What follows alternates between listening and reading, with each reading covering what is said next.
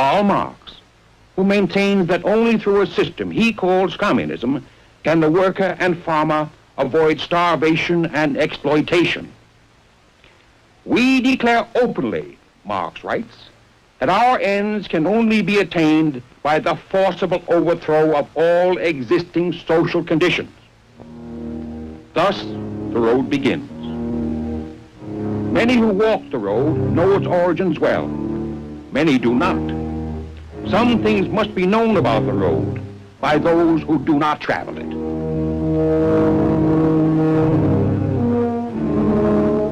This is a one-way street. The signposts along the way do not describe the true destinations. And nearly everyone who sets foot or wheel on this road goes all the way to the end. For there are few exits, only difficult, dangerous escapes. This man is Bert Ludenz, a resident of East Berlin. His right to free passage into West Berlin is guaranteed by international agreement. But on August 13th, 1961, this right has been set aside. To cross into West Berlin, Ludenz swims the canal that at one point divides the zones.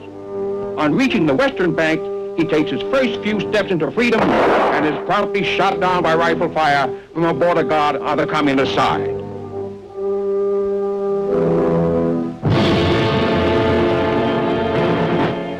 To know why Bert Ludenz was shot down across an artificial border by a man who bore him no personal malice, we must look at the road.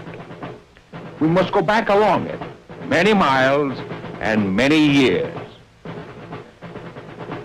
Back from Berlin, 1961, to Havana, 1959, to Budapest, 1956, Koyokan, 1940, Kronstadt, 1921. St. Petersburg, Tsarist Russia. Sunday, January 22nd, 1905. Under the Tsar, Nicholas II, Russia is ruled by a government of absolute powers. These people, the workers and peasants of St. Petersburg, are not here to protest against this autocracy, but to appeal to the autocrat. Under the leadership of a priest, Father Georgy Gapon, they have come to present a petition to the Tsar. We, the working men and inhabitants of St. Petersburg, come to thee, sire, to seek defense. We have become beggars. We wait. 250,000 people stand before the Winter Palace, but the Tsar, in fact, is not there. Nor is it his will that the petition be received. Instead,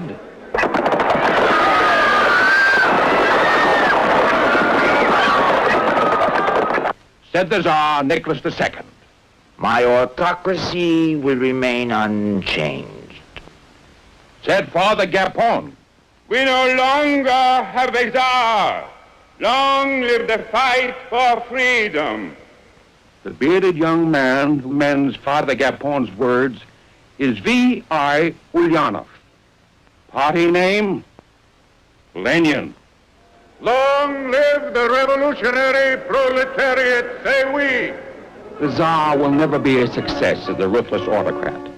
He doesn't even look the part. And he's busy.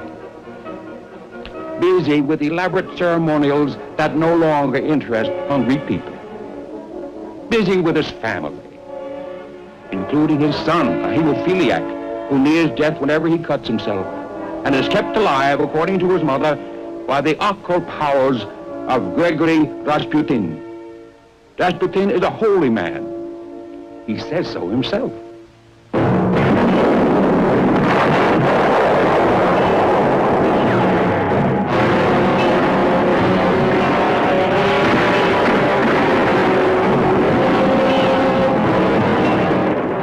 World War I may be hell in the West. It is pure hell, 10 times over for the Russians. For them, no glamour, no airplanes. Divisions without artillery, companies without rifles, rifles without bullets. The Russian casualties from typhus alone exceed the total casualties of the Germans. At the front, defeat, disorganization, and lonely death.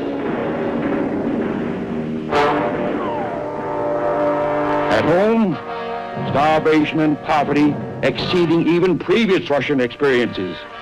Finally, in March 1917, a demonstration in St. Petersburg starts over a simple demand for a higher bread ration.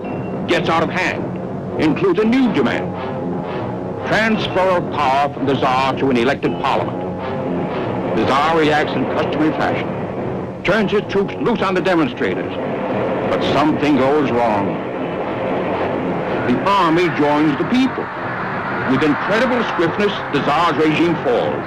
A.N. Kerensky, a young lawyer, is Minister of Justice in a provisional government in which many parties are represented. A revolution belongs to the people. I propose to defend it against any attack, whether from the left or from the right.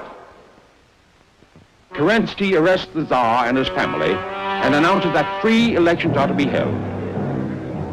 Political prisoners are freed and some food is distributed.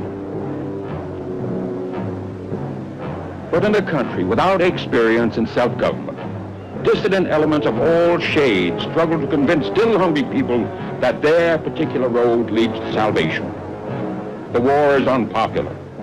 When it becomes clear that Kerensky means to continue it, the German General Staff arranges for the return in a sealed railroad car of Lenin, who had been exiled by the Tsarist government to Switzerland. Leon Trotsky arrives a month later from Canada. Summer 1917, Kerensky becomes head of the provisional government and proclaims Russia a republic. Universal suffrage, power to be vested in an elected constituent assembly, freedom of speech and press, equal rights for women. Lenin on the Kerensky Republic. A democratic republic, more free under war conditions than any other country in the world. But in November, Lenin and Trotsky, as leaders of a huge farmer worker army union called the Soviet, call for the destruction of the republic. They imagine that serious political questions are decided by voting. As a matter of fact, they are decided by class war. The class war is quick and relatively bloodless. Lenin's Bolsheviki seize the railroad stations, telegraph lines, electric plants, and government offices and declare themselves in business. This is the Russian version of a great event of that war, the storming of the Winter Palace. Notice Ivan Armstrong, the all-Russian boy, opening the gate under fire.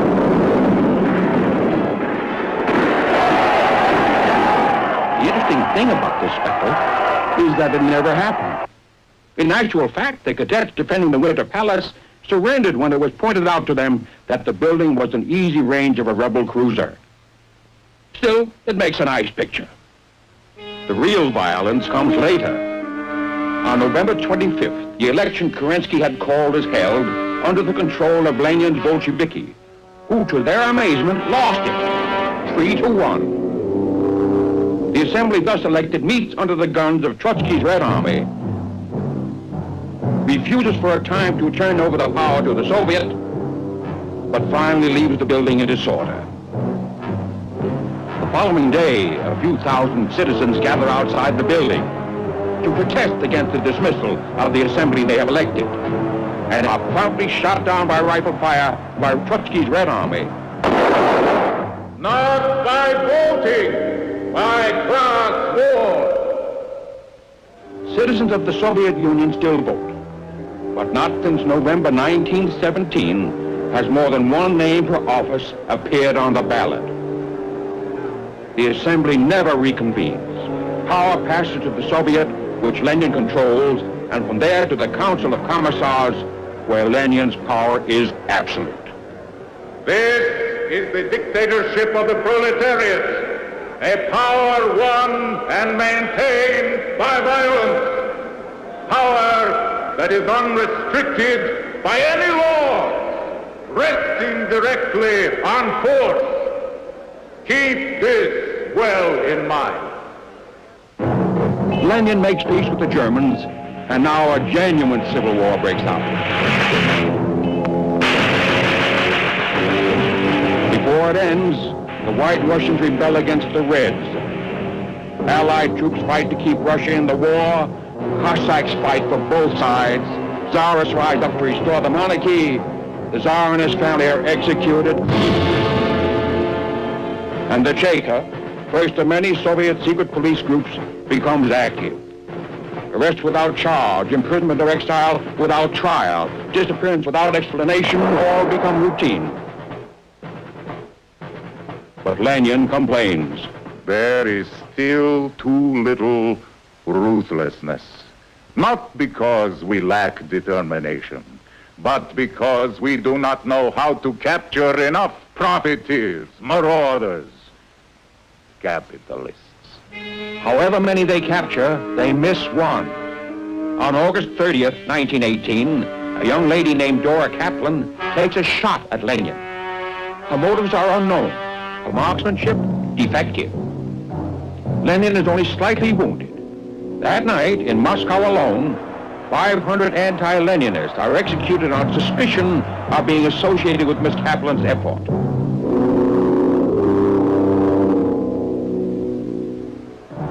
The signposts along the road read, peace, freedom, and bread. Because they understood that freedom and bread could be theirs only when peace was obtained, the workers and sailors of Kronstadt have fought and won a bloody civil war. Now on March 7, 1921, they mill in the streets asking for freedom and bread. Finally, at 6:45 in the evening,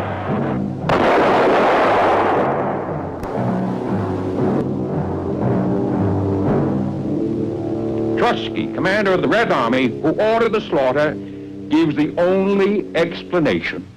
It was necessary.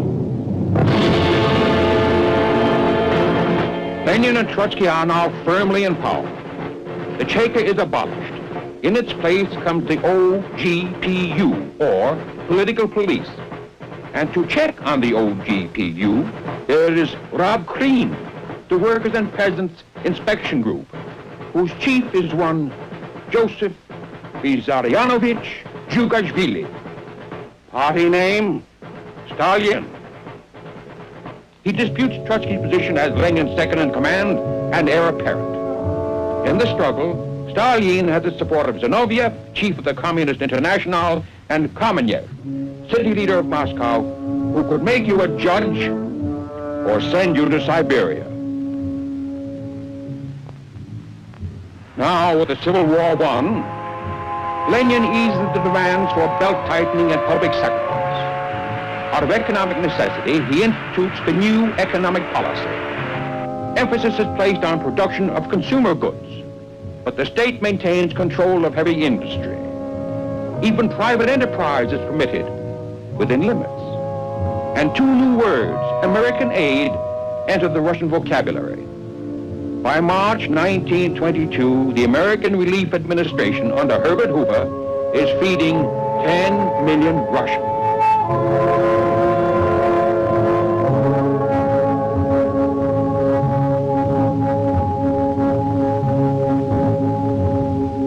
But in March 1923, Lenin suffers a stroke. The following January, he is dead.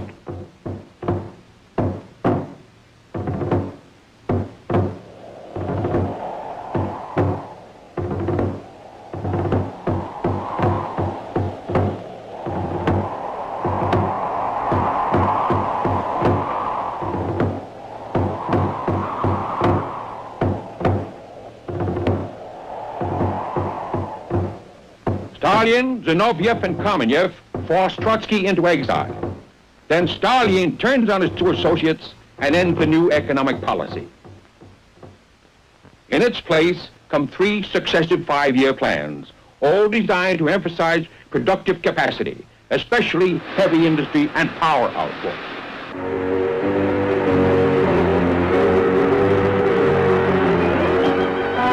From 1928 to 1941, Russia's industrial capacity rises nearly 300%.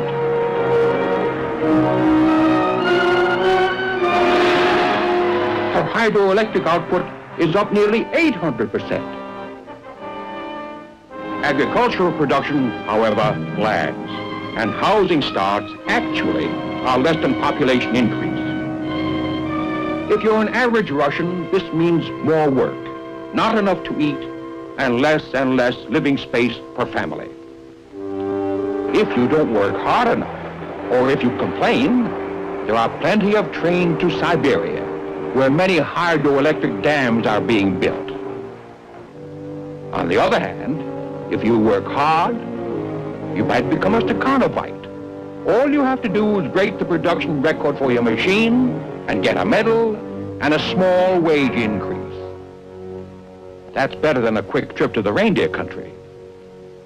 These are also the years of the great executions, called Yezhovshchina, in honor of Stalin's executioner, N.I. Yezhov.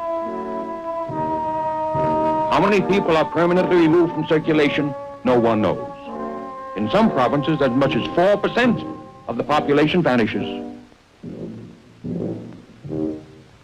Kamenev and Zinoviev, who helped Stalin seize power, are quickly disposed of. To have been a friend of either one of them is now a crime.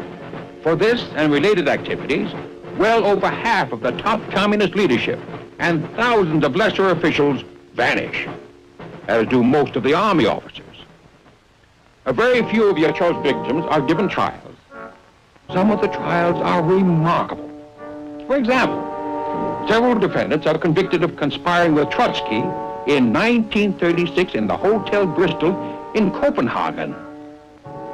In actual fact, in 1936, the hotel was no longer in business. Next case. In 1938, Yezhov himself is purged, together with many purged judges, labor camp operators, and the like.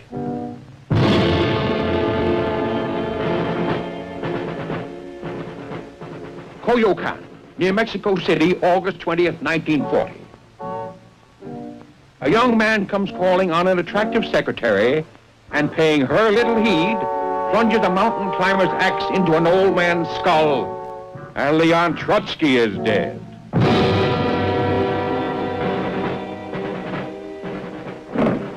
In the West, meanwhile, another dictatorship arose, devoted to world conquest, complete with infallible leader, secret police, and cattle cars that carried men and women to the grave, or worse. An uns liegt Deutschland, in uns marschiert Deutschland und hinter uns kommt Deutschland. This is the time of the Popular Front. All who would make common cause against the fascists are welcome. But even as the pickets march, the Popular Front is changing. On August 23rd, 1939, Molotov for the Russians and von Ribbentrop for the Germans undertake to divide the world between them.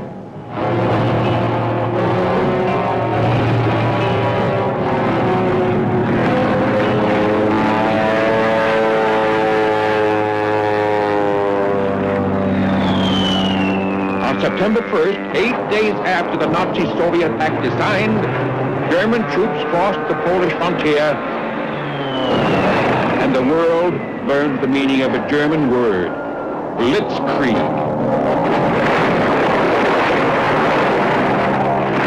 On September 17th, the Red Army crosses Poland's frontier. On October 5th, Poland has disappeared. German and Russian shake hands at Przemysl. The scum of the earth, I believe. The bloody assassins of the workers, I presume. Germany gets more from the pact than help with the dismemberment of Poland. Russian icebreakers clear the way for German surface cruisers. Germans are also given a naval base at Murmansk and vast amounts of war material.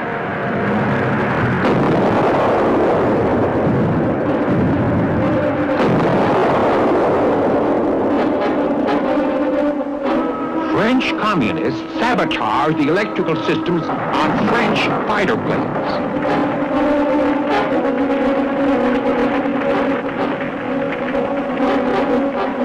But with the fall of France, Hitler decides the pact has served its purpose and ends it by invading the territory of his recent partner, Russia.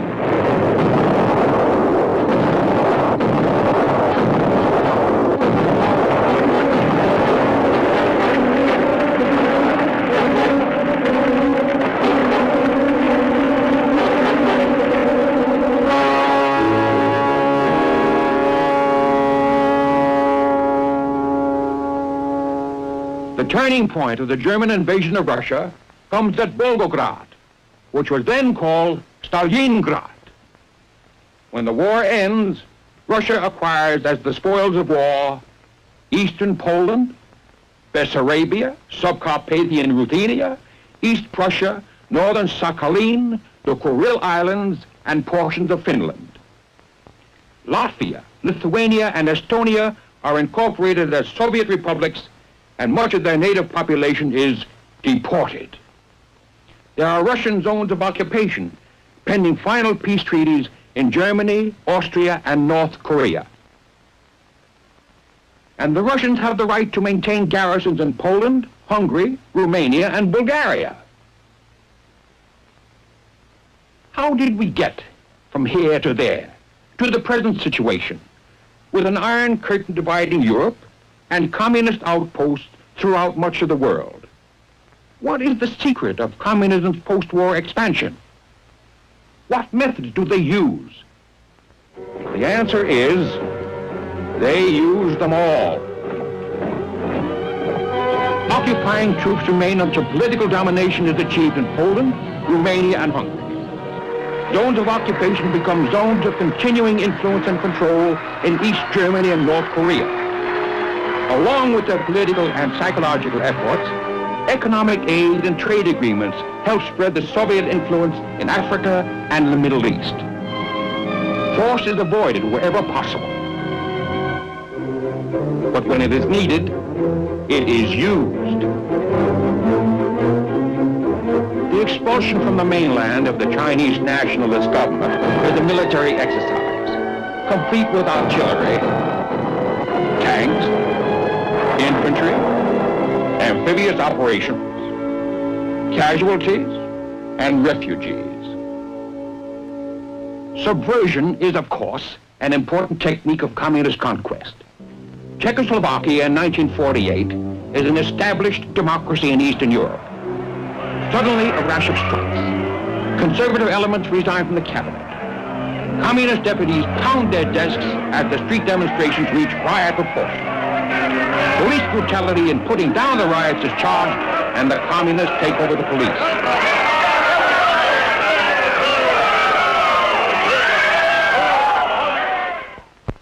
On February 25th, informed that the alternative is civil war, and aware of unmistakable threats of invasion from the Soviet Union if he does not capitulate, President Benesch accepts a communist cabinet. But John Marjadik, son of the country's greatest hero, will not go along and remains in the Foreign Office. 2 weeks later, his dead body is discovered. Whether he was murdered or killed himself is not known to this day.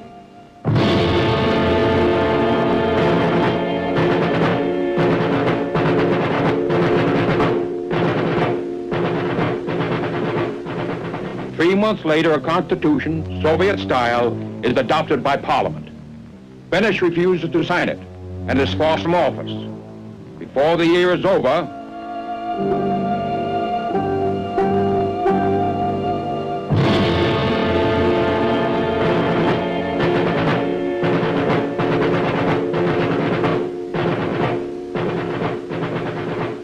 Czechoslovakia, like its heroes, Benesch and Marjadik, is dead.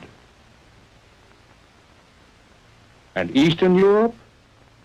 In the words of Winston Churchill, from Stettin in the Baltic to Trieste in the Adriatic, an iron curtain has descended across the continent. Behind that line lie all the capitals of the ancient states of Central and Eastern Europe. Behind the Iron Curtain, it is easy to express contentment with your lot, and difficult and dangerous not to.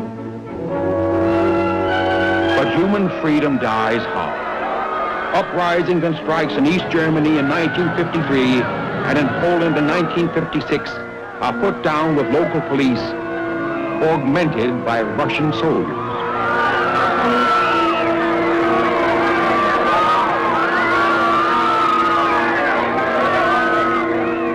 In Poland, concessions are made so that Poland today, although indisputably communist, permits a degree of freedom unheard of in the other Iron Curtain countries. Poles are permitted to criticize government decisions if they do so discreetly. An occasional political joke is allowed, but loud laughter is not recommended. You might disturb your neighbor, and he might be the law. Budapest, October 1956. These demonstrators are not anti-communists. In fact, many of them, Hungarian students particularly, are communists who feel that as Hungarians, they have the inalienable right to determine how Hungarian communism is to be administered. On October 24th, local party bosses decide enough is enough, and in the interest of law and order, their order, direct police to fire into the crowd. But the crowd does not melt away, even when Russian garrison troops join the police. Faced by an overwhelming mob, the Russians make a strategic withdrawal, leaving the Hungarian police to be slaughtered by their own countrymen. In November, Imre Nagy was a communist, but a Hungarian communist, speaking as prime minister, declares Hungary neutral as between Russia and the West. The Russians hesitate, the Hungarians celebrate. But hesitation and celebration ensue. An entire Russian army invades Hungary and crushes the revolt. Nagy visits the Russians under a flag of truce to discuss surrender terms. On June 17, 1958, his execution is announced. No flowers, please. For many Cubans, the years before 1958 were hard. As in many other countries, the Cuban peasants rarely owned the land they worked so hard to till. For the urban masses, life in city slums was also depressing. Filth and disease flourished. Yet most of these poor Cubans, the proletariat of Marx, suffer their lot almost as if they were unaware that there was another way to live. When Fidel Castro is ready to come out of the Sierra Maestre, his support is based not on the poor, but on the middle class.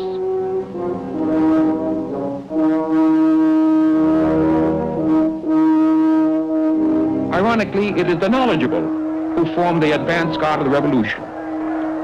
But when the Pied Piper seeks to broaden his support and sounds the call for bread and peace, the poor are there to listen. Many believe, few doubt.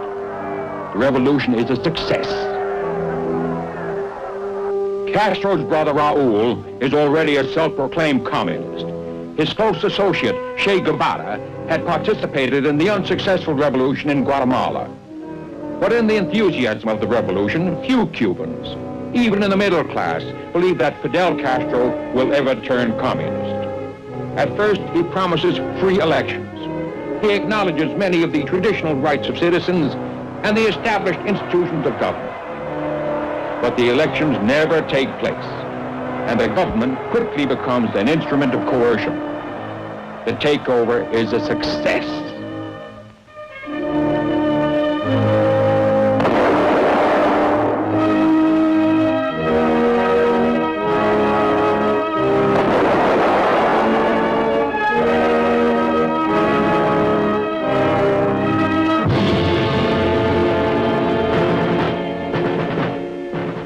Berlin, 1961. Our road has almost reached the present.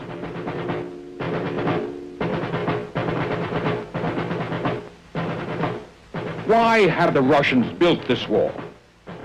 Why are all Berliners denied the right, guaranteed them under the international agreements, to pass freely from zone to zone within Berlin? The communist explanation is simplicity itself. According to them, West Berlin was a base for intrigue, and imperialist assaults on East Berlin and East Germany, where a man has a chance to enjoy the finer things in life.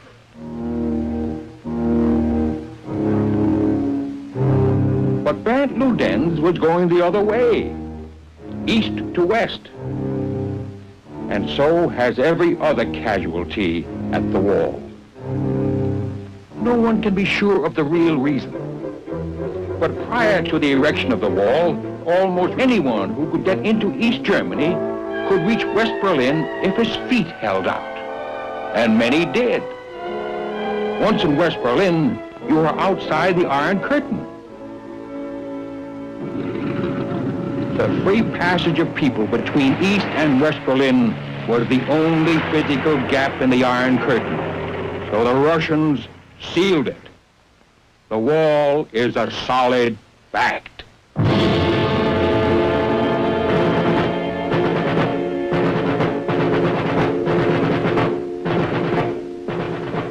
And the wall remains. It stands in Berlin today.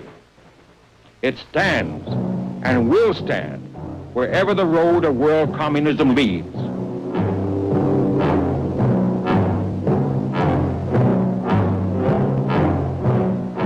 Someday, according to its builders, it will surround not merely the world, but the moon, the stars, outer space, the universe. Their objective is clear, and so is ours. They intend to put the world on their road. We intend that the world shall be free, each man and each country to choose the road that suits him best. To achieve our objective, we need above all to understand. Each new threat must be met, force with force as in Korea. Threaten military action with military aid as in Greece and Turkey. Exploitation of economic weakness with economic aid and cooperation of the sort that has helped keep Western Europe independent. The choice is not red or dead. The choice lies between wisdom and ignorance, bravery and cowardice, freedom and slavery.